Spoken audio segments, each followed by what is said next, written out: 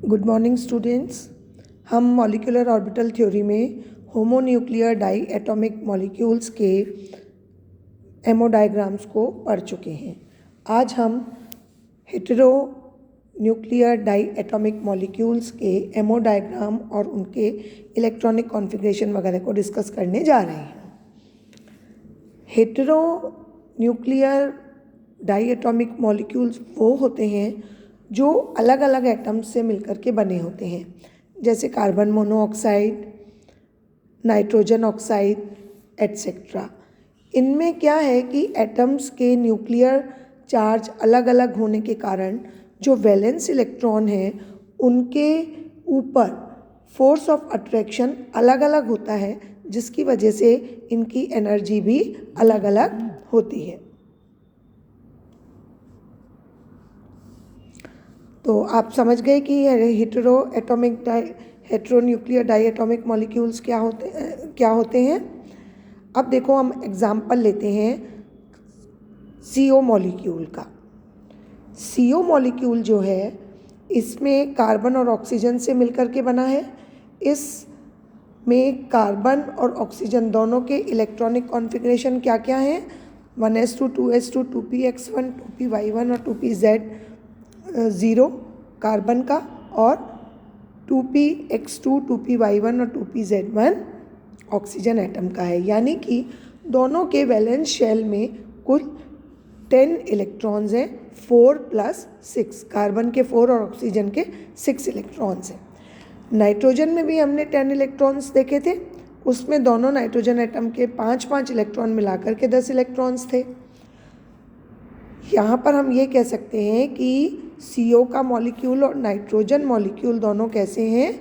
Iso electronic हैं। Iso electronic मतलब, iso मतलब सेम, इलेक्ट्रॉनिक इलेक्ट्रॉन्स के लिए कि समान इलेक्ट्रॉन वाले मॉलिक्यूल्स क्या कहलाते हैं? आइसो इलेक्ट्रॉनिक मॉलिक्यूल्स कहलाते हैं।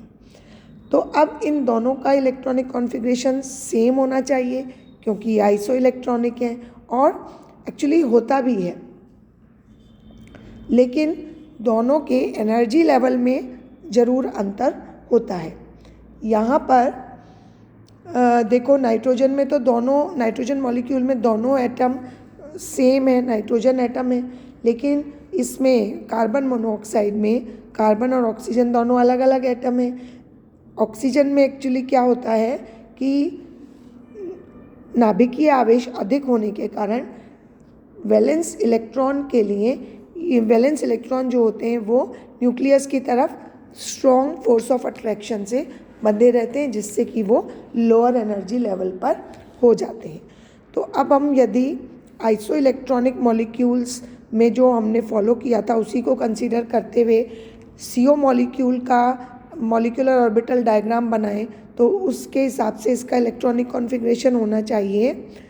K आ गया 1s ऑर्बिटल के लिए, sigma 2s bonding 2, sigma 2s anti bonding 2, पाई 2py बॉन्डिंग 2, और पाई 2pz बॉन्डिंग 2, और पाई 2px बॉन्डिंग 2।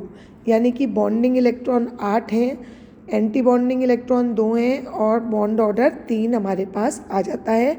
यानी कार्बन मोनोऑक्साइड का बॉन्ड ऑर्डर 3 है, और इन 3 बॉन्ड में से 2 तो होंगे पाई बॉन्ड और 1 होगा सिग्मा बॉन्ड।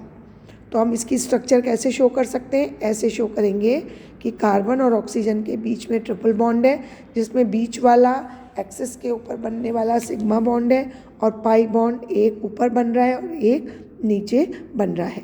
अब चूंकि इस इलेक्ट्रॉनिक कॉन्फ़िगरेशन में एक भी अनपेयर्ड इलेक्ट्रॉन प्रेजेंट नहीं है, इसलिए इसकी नेचर कैसी होनी चाहिए? डाई मैग्नेटिक नेचर होनी चाहिए। इसकी बॉन्ड लेंथ 1.13 आर्मस्ट्रॉन्ग और बॉन्ड एनर्जी 256 किलो कैलोरी पर मोल होती है। अब देखो, यदि ये कार्बन मोनोऑक्साइड का मॉलिक्यूल जो है सपोज आयोनाइज होकर के एक इलेक्ट्रॉन लूज़ कर देता है, तो क्या बनेगा? CO+ आयन बनेगा। तो CO+ आयन जब बनेगा तो इसमें बॉन्ड डिस्टेंस का मान, पहले बॉन्ड ऑर्डर को देखते हैं। बॉन्ड ऑर्डर में एक इलेक्ट्रॉन निकलने के बाद इसका बॉन्ड ऑर्डर कितना रह जाना चाहिए? 2.5 रह जाना चाहिए। और इसकी बॉन्ड डिस्टेंस भी बढ़ जानी चाहिए क्योंकि बॉन्ड ऑर्डर कम हो गया। तो CO मॉलिक्यूल का जो और ऐसा इसलिए होगा क्योंकि जो इलेक्ट्रॉन निकल रहा है वो कहाँ से निकल रहा है, वो हाईएस्ट एनर्जी लेवल से वाले ऑर्बिटल से निकलेगा, यानी कि यहाँ पर सिग्मा 2pz बॉन्डिंग में से जहाँ 2 इलेक्ट्रॉन है 1 इलेक्ट्रॉन निकलना चाहिए। लेकिन प्रैक्टिकली ऐसा नहीं पाया गया।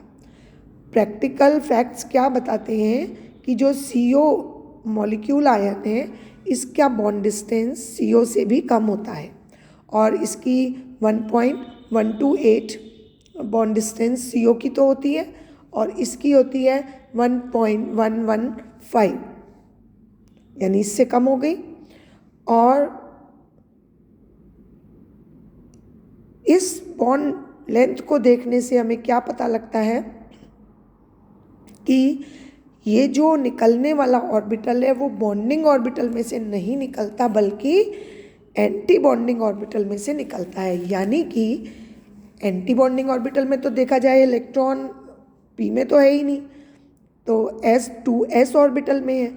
तो 2s ऑर्बिटल में से यदि इलेक्ट्रॉन निकले तो उसकी स्ट्रक्चर कुछ इस तरह की होनी चाहिए कि electron sigma 2s anti bonding orbital में से निकले, यानी कि इसकी एनर्जी जो 2p सिग्मा बॉन्ड बनाने वाला ऑर्बिटल है ना उससे ज़्यादा होनी चाहिए। तो इसका हम एमओ डायग्राम देखते हैं तो हमें ये चीज़ क्लियर हो जाएगी। तो इस फैक्ट के हिसाब से, जो प्रैक्टिकल फैक्ट है उसके हिसाब से इसका इलेक्ट्रॉनिक कॉन्फ़िगरेशन क्या होना चाहिए। 1s के लिए Kk आ गया, sigma 2s bonding two sigma 2px bonding two sigma 2py bonding two. अब ये यहाँ पर होना चाहिए सिग्मा 2pz बॉन्डिंग टू और sigma 2s antibonding two. देखो, जबकि ये सिग्मा 2s एंटी बॉन्डिंग कहाँ आना चाहिए था, ये यहाँ आना चाहिए था, बॉन्डिंग के बाद आना चाहिए था।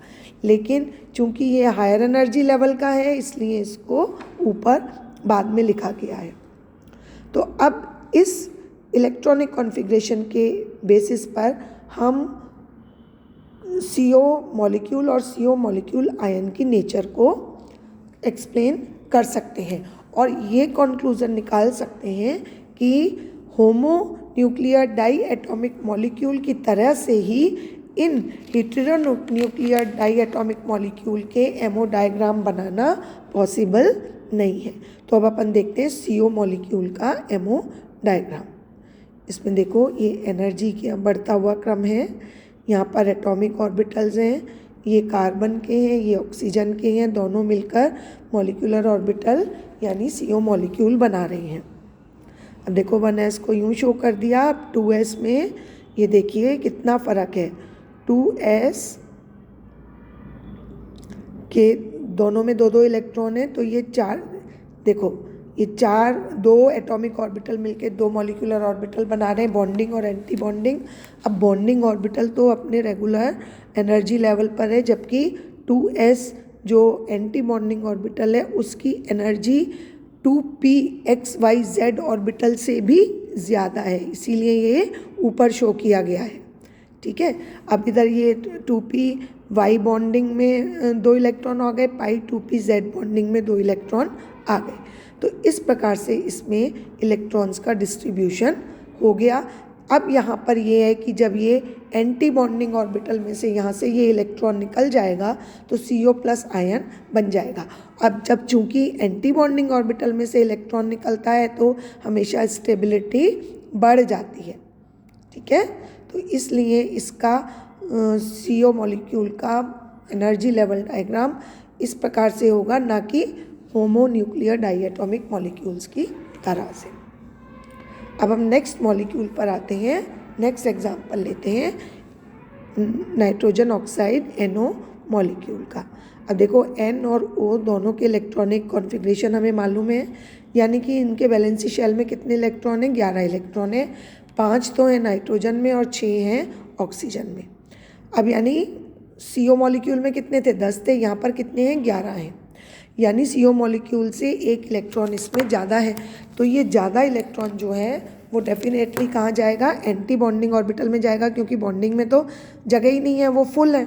तो अब ये देखो, ये 1s और 2s तो इसी तरह शो कर दिया, और ये अब कहाँ गया, π2py एंटी बॉन्डिंग ऑर्बिटल में 11वां इलेक्ट्रॉन चला गया।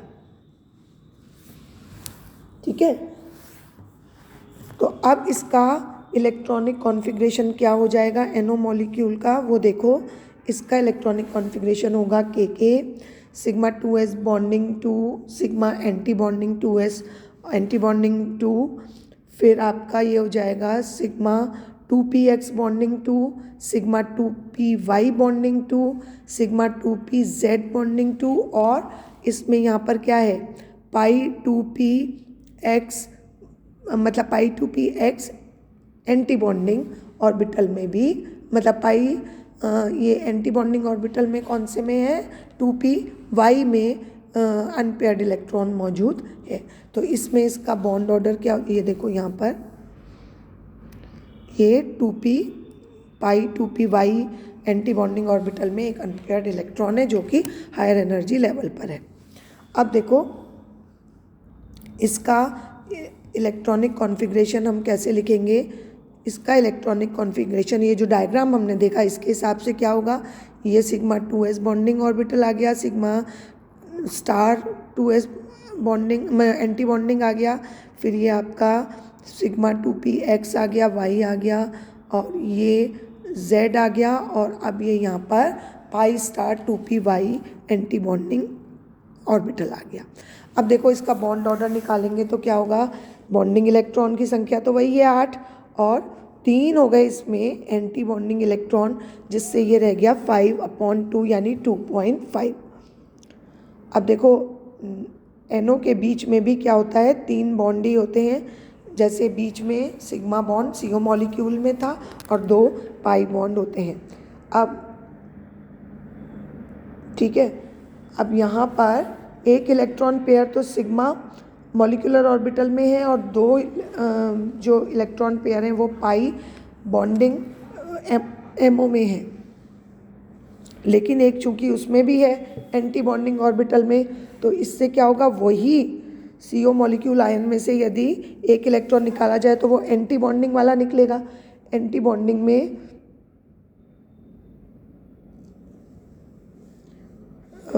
अभी हम निकालने वाला एग्जाम्पल चलो फिर लेते हैं, पहले ये देखो कि यहाँ पर इसका बॉन्ड ऑर्डर अपन ने एक्सप्लेन कर लिया। अब चूंकि यहाँ पर 2.5 बॉन्ड ऑर्डर है और π2py एंटी बॉन्डिंग ऑर्बिटल में एक अनपेयर्ड इलेक्ट्रॉन है, तो इससे क्या हो जाएगा, इससे इसकी नेचर कैसी हो गई, पैरामैग्नेटिक नेचर इसकी हो गई। अब हम कंसीडर करते हैं NO+ आयन को, जैसे हमने उसमें CO+ आयन किया था, अब NO+ आयन को करते हैं, तो हम देखते हैं कि उसमें से एक इलेक्ट्रॉन जो निकलेगा वो एंटी बॉन्डिंग ऑर्बिटल से निकल जाएगा।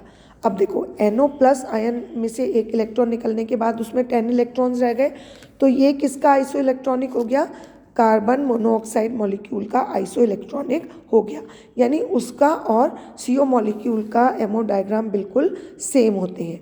यहाँ पर NO+ आयन में जो एंटी बॉन्डिंग ऑर्बिटल में इलेक्ट्रॉन अब नहीं है, तो ये NO के कंपैरिजन में कैसा होगा, ज़्यादा स्टेबल हो जाएगा। ठीक है, और NO के कंपैरिजन में इसकी बॉन्ड एनर्जी भी ज़्यादा होगी, जो कि 251 किलो कैलोरी पर मोल है। ठीक है, और NO मॉलिक्यूल की कितनी होती है, केवल 149 किलो कैलोरी पर मोल होती है, और वो डायमैग्नेटिक होता है, जबकि NO+ इज डायमैग्नेटिक, NO+, हाँ ये डायमैग्नेटिक है, और NO मॉलिक्यूल जो था वो पैरामैग्नेटिक था। ठीक है, अब हम लेते हैं NO- आयन। NO- आयन में क्या होगा कि NO मॉलिक्यूल में हमको एक इलेक्ट्रॉन और जोड़ना पड़ेगा, तो NO- आयन हमें मिलेगा। अब इसमें जो एक इलेक्ट्रॉन जोड़ा जा रहा है वो जाएगा पाई स्टार 2pz ऑर्बिटल में। ठीक है, इसमें ये जाएगा, तो इससे 2 चीज़ें होंगी, एक तो होगा कि एंटी बॉन्डिंग ऑर्बिटल में इलेक्ट्रॉन के जाने का मतलब है कि अनस्टेबिलिटी का घटना, क्योंकि उसका बॉन्ड ऑर्डर घट जाएगा। अब बॉन्ड ऑर्डर 8 में से 2 इलेक्ट्रॉन जाएंगे तो क्या हो जाएगा,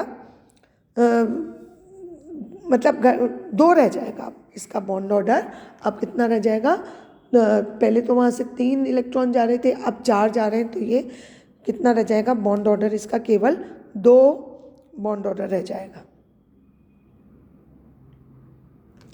ठीक है। अब जब इसका बॉन्ड ऑर्डर 2 हो गया तो क्या हुआ कि इसका